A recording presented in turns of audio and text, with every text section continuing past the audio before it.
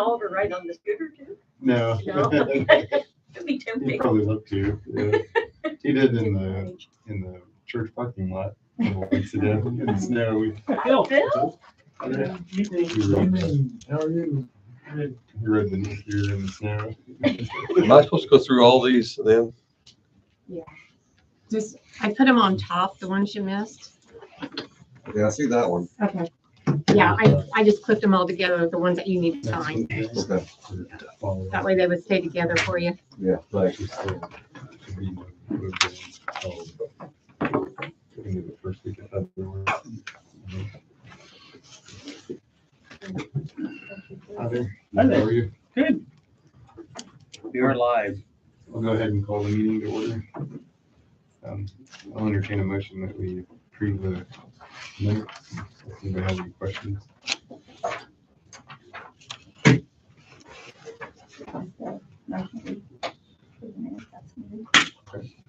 I have a second? Second. The financial report. Do you have anything to add to the financial report? Yeah, just a couple of things. So you got the December profit loss statement. Nothing out of the ordinary there for the end of the year. We did start to go through the annual financial report, and between Chris and I, for some odd reason, we're $144 to the good according to the bank. We can't find it. We don't know where it's at. So, or why it's saying that. So everything balances. That's the kicker. When we go through, so we have a annual financial report worksheet that we put all of our year-end stuff in, and it balances with QuickBooks. The bank statements have all balanced, but in between, so there's that worksheet, and then there's an audit worksheet that we use, and we put all the bank account information on that and all that good stuff. And then we have to do the checks that haven't cleared yet and all that stuff. Those are some of the documents that they require. And that adjusted December 31st total is $144 more than the December 31st adjusted total on the other worksheet. So that's why I canceled the audit. So we're all balanced, except for we don't know why those two worksheets are not corresponding. So as soon as we figure that out, we will convene the audit committee and have you go through everything. But we have both combed through everything, and it's such an odd number. It's about like having 13 cents sitting somewhere. So we'll figure that out. No, software issue. That I had thought that as well, and no, I went through both the spreadsheet, all the spreadsheets, make sure all the calculations were hitting right. They're all working right. It's not a QuickBooks thing. It's probably something dumb that's just kind of laying there somewhere that we're just overlooking. That's usually the way it works. So I told her, I said, let's give it a few days. Just let it sit. Let's ruminate on it. So we'll pick it back up and start combing through stuff again to see if we can find it. I'm sure we'll find it. I'm sure it's something dumb. But just, everything's balancing. That's what's so frustrating. There's no glaring, oh, you missed this. And no. That's So- $144. That's what Squarespace charges annually for a personal website account for Squarespace. There you go. Well, I don't think that's it. We don't have We don't have Squarespace. Squarespace, so that can't be it. And the good thing is it's to the good. So it's not like we're missing it. You're not missing it. It's showing we have more than what we're showing we have. You can So buy something that costs $100. I know, right? A Squarespace account. So that's yeah. The So Grammarly check for exactly $144. Are they? that's not it. That would be the obvious choice. Right, exactly. Mm. So We'll entertain a motion that we approve the financial report subject to audit. I'll make that motion.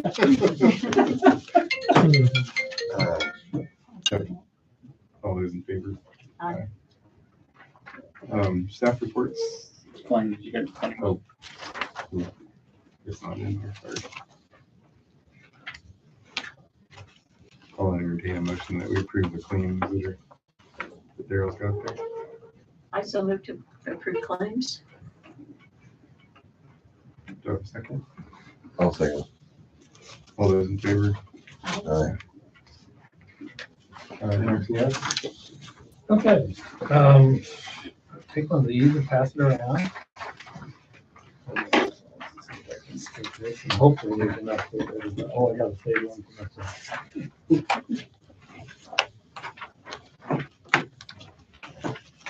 Got one for the book. So.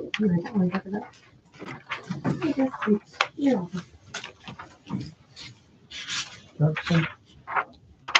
Yeah, got an extra one? I Yeah, don't know. there's extra. Yeah, there you go. You guys down here, you get down here now. Thank you. So with some of you going to annual conference next week, this may or may not come up, and it's not a change of much consequence, quite frankly, even though it's a big colored map. NRCS is going to go to a system of what they call management units.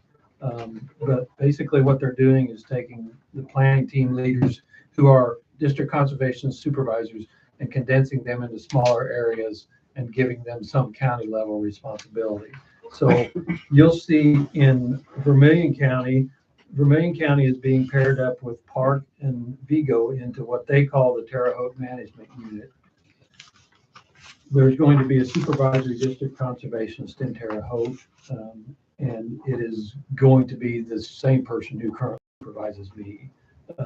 There are planning team leaders throughout the state. Doug Walker is he will be going to Terre Haute at some point in time to serve as the district conservationist who also supervises all the personnel in this 3-county area. But I wanted you to know about it in case you encounter some conversation at annual conference that NRCS is reorganizing. The bottom line is that it doesn't change anything for us.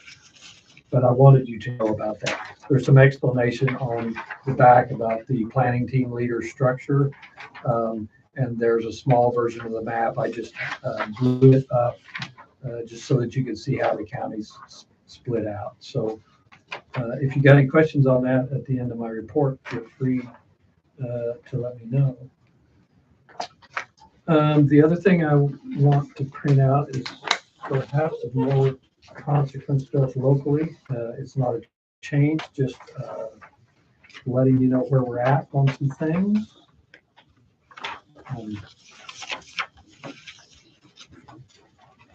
Last month, I went into a little detail about how Vermilion County tracts are divided up amongst different service centers around the area. And I said that there were 1,800 tracts in the county total. This sheet here is another attempt on my part to kind of give everybody the big picture and myself as well. I mean, it's as much for me as anybody else to try and get into my head how everything fits together. This is NRCS current program status for Vermilion County. And so I just wanted to pass this out just for your knowledge. In the Environmental Quality Incentive Program, EQIP, we currently have 8 active applications in the system. That is people that have applied that are not yet funded. We have 14 existing contracts, and that's people who are currently funded. And then of those 14 contracts, the number I have here, this nearly $400,000 number is the amount of federal dollars that were obligated to those 14 contracts. And of that, we've spent so far $265,000. So there's about another $125,000 still to spend in those contracts. In CSP, the Conservation Stewardship Program, we currently have 3 existing applications. We've already got 1 contract obligated for $23,000, and we're about $1,500 into it so far. Are there any questions on that? I'm hoping that makes sense. It No. just gives a broad picture of where we're at. Does that on that equip, does that include the Vermillion County 4-H Council? Yeah. Project? Yeah. Or is that over? So That is that includes it.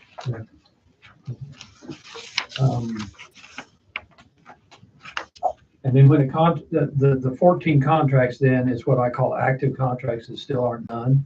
There are contracts that we finished up last year that go off of this list, and their numbers come into something that Eric's going to discuss in a little bit as far as dollar amounts. Are there any questions on that? Other questions? And then the second half is what I thought would be of interest and also helps me think about it. The Conservation Reserve Program, which is administered through USDA FSA. The status reviews that we just got done doing in 2024. Those status reviews are divided into two different tiers. And the first one is what's called maintenance checks, and that's to see how well they have been maintained throughout the life of the contract, if you will. And I'm paraphrasing it just to help us all understand. Maintenance checks are done within 2 years of expiration of a contract. So if you've had a waterway that's been in a contract for about 8 years, it's going to get checked in 2024. Has been checked in 2024. So those checks in Vermillion County, there were 49 fields on 21 different tracts. Establishment checks are a slightly different thing. They are checked theoretically 3 years after establishment of a new or re-enrolled contract. So the purpose of them is to see how well they're doing early in the contract. And in Vermillion County for 2024, we had 41 fields on 20 tracts. And that includes fields that were administered through the Park Vermillion FSA office as well as the Mountain County FSA office. And I was responsible for making sure that those all got checked. So just another big picture item for you. So if you've got CRP, if it's within 2 years of expiration, expect it to be checked. If it's about 3 years after new enrollment or re-enrollment, expect it to be checked. So that's that for that bit.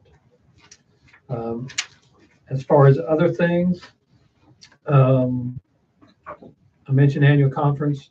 You'll eventually see that I was on the planning committee, and if you don't like the way the program's structured, we didn't do that.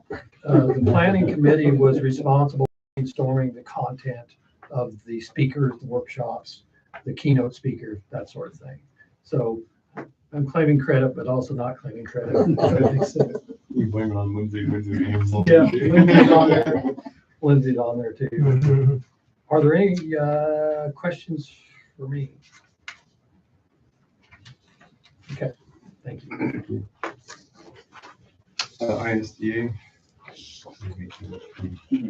No. FSA. Sorry, I met you last time. But It's Shannon. Okay.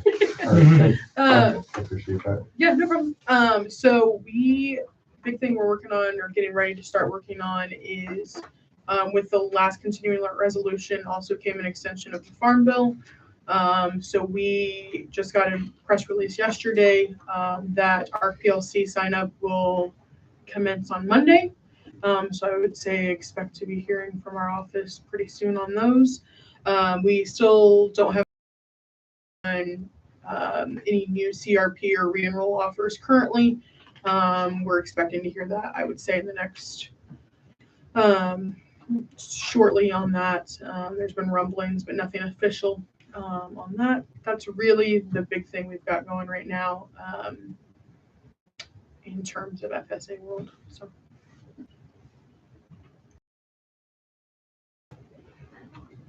Pretty extension.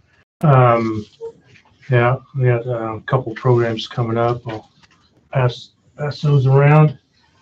And then we had the annual Bi-State Garden Conference today at the Beef House. So we had about 110 altogether that were supposed to come.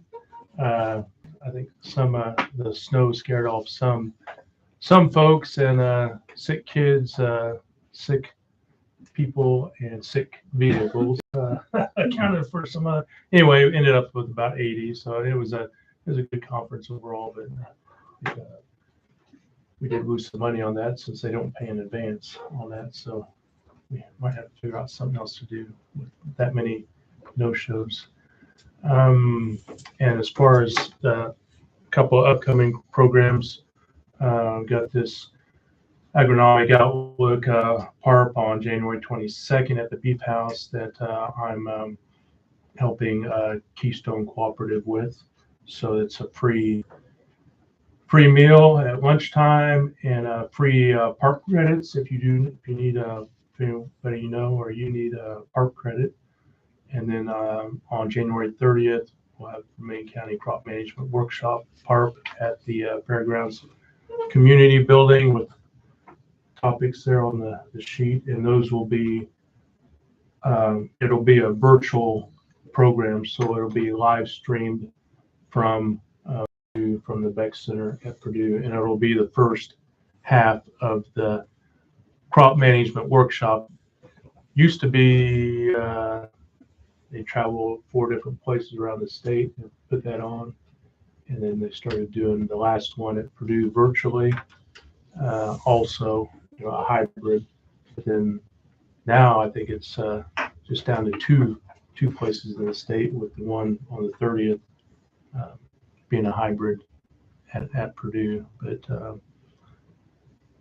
anyway, I've got the link to show that for PARP credit on January 30th. If anybody wants to join me, it's free, being sponsored. The PARP credits, Indiana Corn Marketing Council, and Soybean Association. That. Thanks, Phil. Mhm. SWC.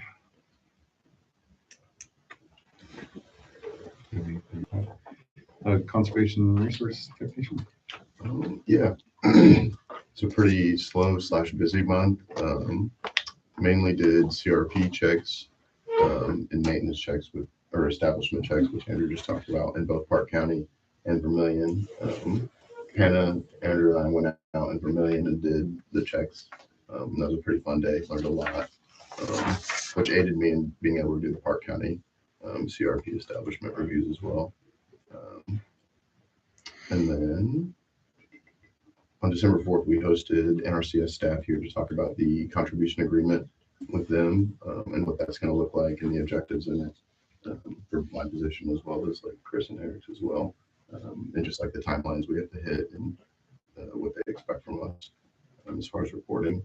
And then the next day I attended the Conservation Tillage and Water Quality Symposium in LaPorte County, which was really good because it was a pretty diverse speaking group. The first speaker was more of an academic. He touched on how to engage with producers, or like if you're at the point where you've reached your early adopters and stuff like that, how to kind of move toward your middle adopters or your late adopters, and kind of the language you want to use, or and how you promote your events. And so I talked with Eric a little bit about that, and he's kind of keyed into that already. So like a covered crop seminar or a best practice management day, you do like a nutrient management day or something like that. You just do a little adjustment to how you promote it to maybe engage a different base. And I really enjoyed the panel they had with producers that spoke about their cover crop and no-till usage on a variety of grounds. And they even talked about treatment options for the herbicide use, or how long it takes to break through like deep layer compaction. Some of them said like don't expect it to take less than 6 years sometimes, depending on how bad the compaction layers are. So I thought that was impactful as well, to just hear producers talk about it. And then one guy was credited with saving the agronomist who put the event on, with saving his farm he used and was able to change. He said I wouldn't be fun today, and so it was cool to hear that story, and just know that that impact is kind of real. And then we did a landowner survey in Montezuma with Amber Slaughter. And so just getting more on the ground understanding of like what invasives are out there. And because it's winter, or what was, it still is, I guess, it's easier to still see them with their still out. And then that was about it. Thank you. Eric? All right. You guys got my report emailed out to you. I will touch on just a couple of items on that. One is I mentioned a new grant opportunity. There is an eco-justice grant that is out there for the Great Lakes region, Region 5. So that's Illinois, Indiana, Michigan, Ohio, Wisconsin. I think they're in too. But basically what it is, it's some of these Inflation Reduction Act dollars that are being sent out to organizations, and then organizations are trying to get them spent, mainly before the new administration takes hold. Sarah Peel keyed me in on that. It's a 3-tiered grant application. Each tier is a little bit more money. The middle tier focuses a lot on education and implementing education programs. So I think that's the one we're going to target and try to get some funds for some education modules and things like that. So that application is due January 31st. It seems to be a fairly simple application. There is no match that we have to come up with, and reporting on that grant seems to be fairly simple. So especially for the amount of money that they're willing to give. I think that one has an upper end of $250,000 on it. So, and I don't know how many people know about it. That's one of those that, who knows? So going to work on that application. So hopefully in the February meeting, we'll have some more information on that. Stephen and I attended IWLA last week. He is a participant, myself as a team leader, as I've done. I did talk with the Lakes and River Enhancement Coordinator, one of the coordinators with DNR. So Lake and River Enhancement is one of the funding arms of DNR. They have money, and he said that he has not had very many applications, which are due tomorrow. So I talked to Sarah Peel again. And because we have a 319 coming in, which is federal dollars, we can actually layer funds that are state dollars and stack them on top of those, match each other. And so I went ahead and told Sarah, hey, put together an application, because she already has all of our data from the 319 grant that she has helped us put together. So she's put that together. That's coming up in the agenda that we'll talk about if that's what you want to do. But I do have that ready to go. So we'll talk about that in new business. And then the last, two things I'll touch on. Yesterday, got to go to the Senate. I put Ag Committee in my report. It's actually a Natural Resources Committee. They were hearing the Senate Bill 211, which was adding invasive species control to the Clean Water Indiana Code, so that the State Soil Conservation Board could officially grant dollars out of Clean Water Indiana competitive funds to districts for invasive species control. I was asked to go on behalf of an SWCD that has utilized those funds, and we work closely with Amber Slaughterback, who is the State of Indiana Cooperative Invasive Management Specialist, and does all the invasive work. That's who Stephen goes out and does these landowner surveys with. And so I was asked to go and represent SWC, one of a couple of people to represent SWCD. So we testified in front of the Senate committee yesterday. They did vote to move the bill forward.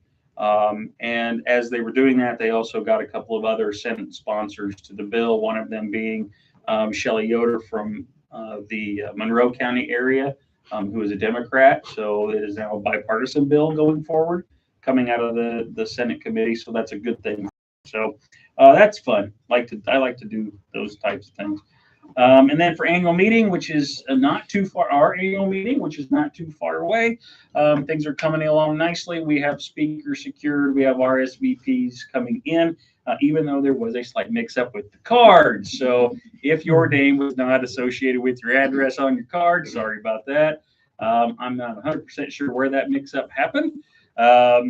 It could have been here. It could have been Vistaprint. I don't know, but we've been fielding a lot of phone calls with people like, "Hey, you got my address wrong." We're like, we know, and we're fixing it for next year. So you're welcome to come anyway. We keep telling them that, like, you can still come, So, but yeah, those are slowly coming in. So if you haven't RSVP'd yet, you might tell Chris so she can get you on the list. I'll be coming. So that's really all I got. If anybody has any questions for me. You might see if Tom Crowder's going, because I kept circling in town, and the post guy would say, I was like, Tom Crowder don't live here. And she's like, you can't do that anymore. So do you get his mail often then, or? No. Oh, He was, just that. the No. post guy was circling the address, and I was circling Tom. It was like,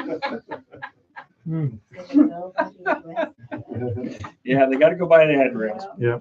So anyway, yeah, who knows? Keeps life interesting, I guess. But yeah, we're getting it sorted out. Hey, Josh, I forgot something. Sure. Can I back up? Okay, sorry. Yeah, we have Master Gardener basic training coming up that I wanted to continue to promote. So that starts it's on Mondays, February 24th through June 2nd. Take Monday, Memorial Day off. So it's 14 weeks, 6 to 9 at the Montezuma Fire Department. So if anybody's interested with any more information and want an application, just contact me. And it's $125 per couple sharing materials. And was it for one person? I think it's like $80, something like that. Escapes me at the moment. Okay. Thanks. Oh, do we have any other old business? The building at the fairgrounds? Nothing happening yet. Okay. Been too cold and snowy, so. Okay. Yep, but nothing yet. We got time. Told him, 1st of May. It's got to be in by the 1st of May.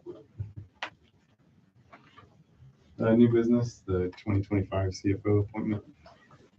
Yes, so that is our annual, once a year, you as a board appoint your chief financial officer for the year per regulation and code. So generally it's your treasurer, but it can be whoever you want, as long as it's one of the 5 supervisors. I still nominate the treasurer first 2000. We gotta get a new treasurer for we might have a new treasurer next month, right? We get new officers, right? Good, yeah. Not broke. It's not broke. Yeah, no. not broke. Do we want to just attach that to whoever's He's good treasurer? at it.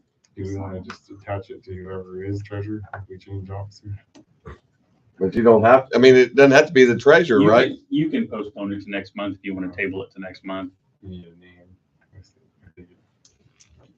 We just have to have it recorded in the minutes who the Oh, okay. chief It's financial fine. officer Just is. go- If you guys are fine with it, just go ahead. I'll do it. Can it be transferred?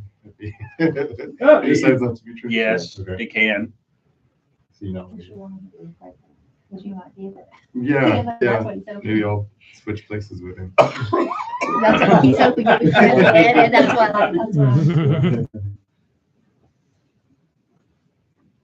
Do we have a second? I'll second it. All those in favor? Aye.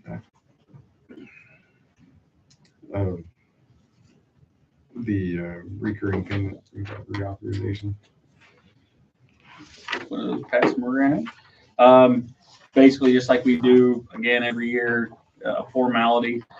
These are the list of the recurring payments that come up every month, and so just board approval to go ahead and authorize payment of those per regulations as put into policy for all of those. The only one that I don't know, and it didn't dawn on me until today, is now that Stephen is solely with Vermillion County, through the agreement, the grant agreement with NACD, Park was paying his cell phone bill. And so I emailed Linda and I'm like, hey, we need to switch that cell phone bill over to Vermillion County because he does have a separate cell phone other than his personal cell phone. So once we do that, we'll hopefully have that switched over by the February meeting. We'll be able to give you that information on what that's going to be. So.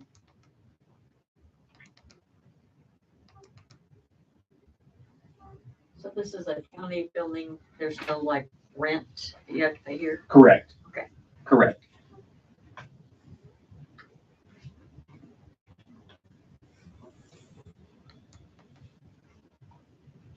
I'll entertain a motion that we approve the recurring payments for 2025. I'll make that motion. I'll second. All those in favor? Aye. The depository for this year. Again, our once a year formality, it's just you have to have state to use to hold your money. This will take two motions. One will be for whichever bank, which we currently bank with First Financial. If you want to keep them, we need to designate them as our checking account holder. And then if you want to keep money in Trust Indiana, we'll need a second motion to have them as our savings / investment depository. So those are the two that we currently have. If you want to keep those, we just need to document that in the minutes. Also move to retain First Financial Bank as the checking account for the soil and water. I'll second All those in favor? Aye. I'll entertain a motion that we keep Trust Indiana as our depositor 2025. I'll make that motion. I'll second. All those in favor? Aye. IDEA dues. Customarily, the board has paid IDEA dues for the employees. They did at the conference in October. They did have a resolution to dues, so it is $50 per person now. So that would be $150 for dues for Stephen, Chris, and myself, if the board so chooses to fund that. I'll entertain a motion that we I'll make that motion. pay the IDEA dues. I'll second All those in favor? Aye. Other new business? Going to circle back to that LAIR grant application, which I have here. So Sarah has done the, basically, I think for the most part, it was a lot of a copy and paste from our 319 grant into the necessary categories for the LAIR grant. And basically this will be dollars that will be used for land treatment within the watershed. So it's going to just coincide with the practices that we're going to be doing with the 319 grant, cover crops or buffer strips or whatever conservation practices we're going to be utilizing with the 319 grant. We can also supplement those dollars with the LAIR funds. The total cost or the total request is $35,750. What was discussed at last week during IWLA is they said normally you can ask for you can ask for whatever, probably going to get 20,000. is usually how that works out. But it depends on how many applications they get too. So we may get all 35, which won't be hard to spend. But it's probably going to be more in the $20,000 range. Like I said, these we can use this if we're approved. We can use whatever we get out of this as match towards the 319 grant, which we're not hurting for match dollars, but we can put it against that, and vice versa. The match that we would need for this, we can use $319 because it's all going to the same pot of practices to use. So I thought, if there's money out there, if it's sitting on the table, we might as well go after it. But again, it's up to you, the board, if you want to, move forward with that. And if you do, then I will just need board signatures on here so that I can scan those in, and then first thing in the morning, send it in. So this goes to fund programs for people that don't qualify for NRCS things. Well, it'll just go into the pot for the watershed. So people in a watershed to fund practices. It'll give us just a little bit more of a boost to, whether it's equipment modification or cost share for cover crops or, whatever we do, it'll be putting money into that pot.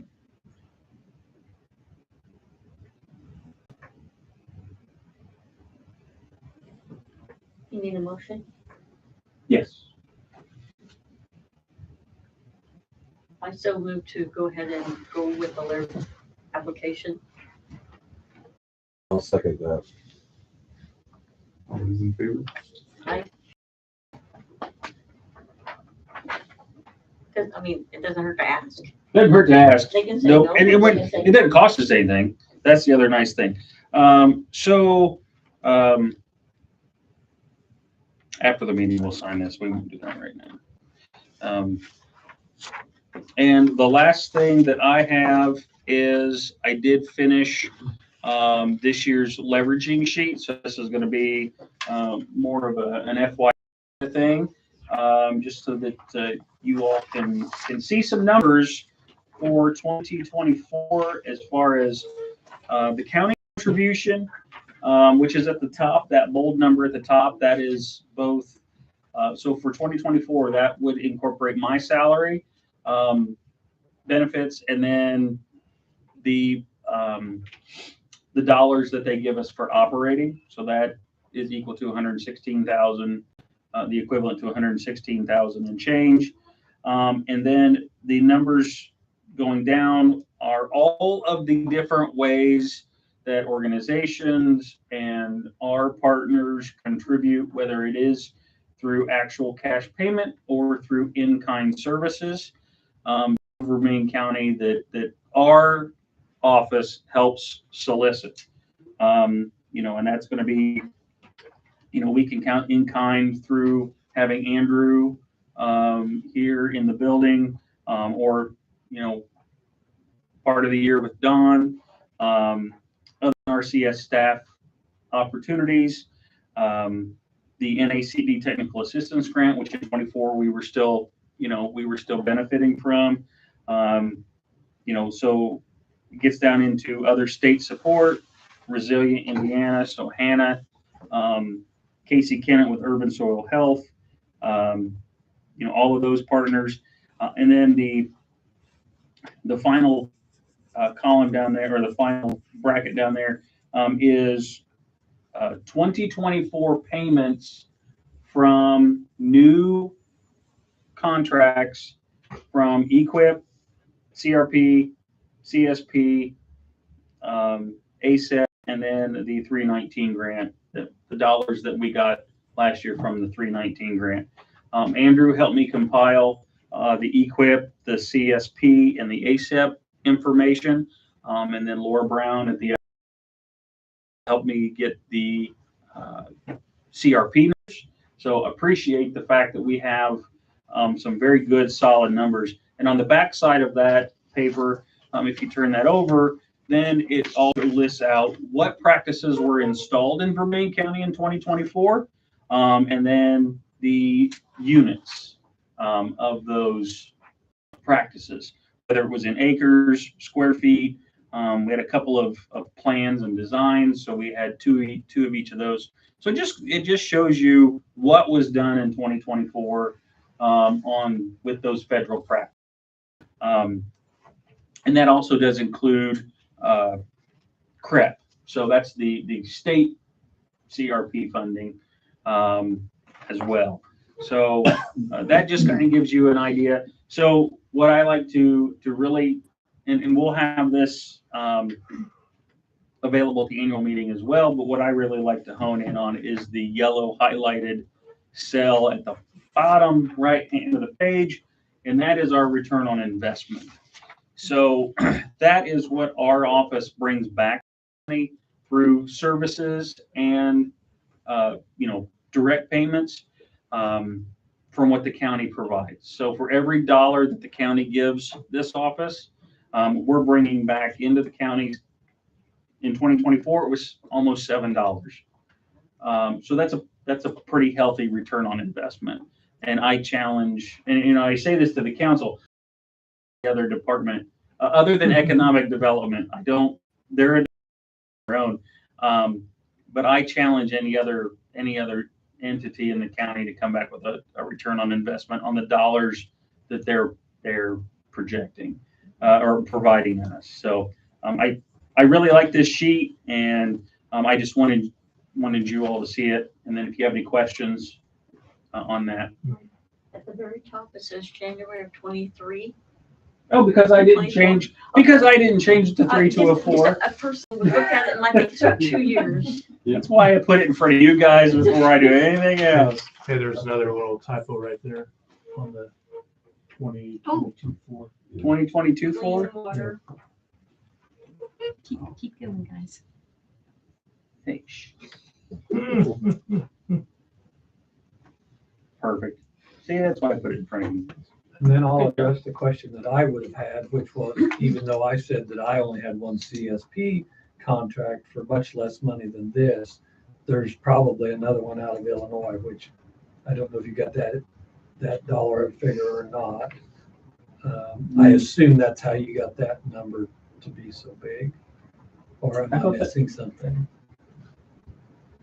I thought that was the number you gave me. We will double check that. Maybe I didn't change that number. We'll check. See, But that's it did occur to me that there is a CSP contract administered from Illinois that I do not have in my system. We'll check on that number. So was that Clean Water Indiana grant? Was that 2022 or 2024 through 2026? 2024 through 26. It's a 3-year grant. Yeah, Yep. I thought it Started was. this year. Yep. Yep. Okay. Just out of curiosity, the 4-H community building use at $1,000, is that for like the annual meeting or? For all of for all of the things that we use, and that's kind of an estimated in kind. It's $400 a day to rent the building. I figured that was probably a pretty low number, but I was just, there's some value there, and so. Definitely. Mhm. What's on there? Well, thank you for that, for those comments. I will check on those numbers. Andrew will look at that CSP and adjust that number. So.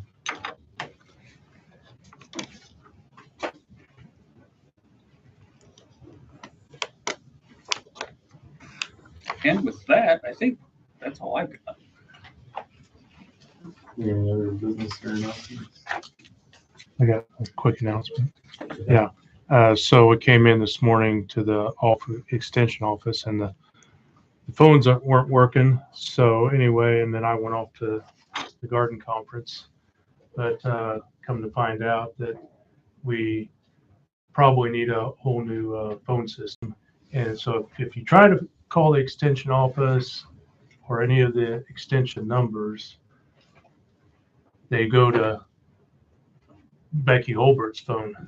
So Lori is trying to work on that to maybe get them sent to her phone, Lori's phone at least, or I suggested if we could just have the provider just shut it down and just say it's out of order, because I call my own cell phone. I mean, I call my phone, office phone, from my cell phone to see what happened.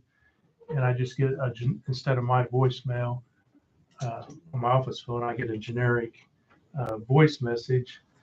And so I said, yeah, this is Phil Cox. I'm just trying to see who this call is going to, thinking it may be Becky, you know. Mm-hmm. Yeah, so Becky texted me and said, yeah, yes, sir. She's gonna be in plane mode, she said, in about 1 hour, which was a few hours ago. Anyway, if you try to call the extension office in the next couple of days and leave a message, yeah, it might be going to Becky. Hopefully Lori, maybe, but anyway, don't. So that's why. So a lot of times when I leave a message on somebody's phone, you know, or maybe I won't if I don't hear who it is, you know, whose phone it is, or you can't always trust it. Well, I called them and left them a message, but you know, they didn't never return my call. You just, you know, out there in cyberspace somewhere. Back up with an email is what you're saying right now, right? Well, you can't always trust emails either. But And you sure those can't can be trust missed. email now. And what, Yeah, where that well, was yeah. that power out, that power blip, yeah, you said, yeah. that power. Yeah, thing is yeah. what messed the phones up in the first place. I think it might be around $900 to get a whole new phone system, Wow. all brand new phones. But those Everything. phones came with us when we moved in 16. Mm-hmm. Yeah. They're ancient. So they're not on the courthouse system, so, Oh, they're not on the No. courthouse system. no. Oh, okay. And the station I used to be at is 3-2. Well, they said it was up in the auditor's office, and so people were calling and would get the extension office instead of the auditor's office. And now the auditor's office number has one of those new digital 77 whatever.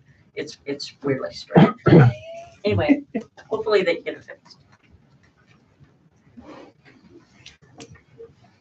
I'll entertain a motion that we adjourn. I'll make that motion. Second, So what do you need on? Oh, so.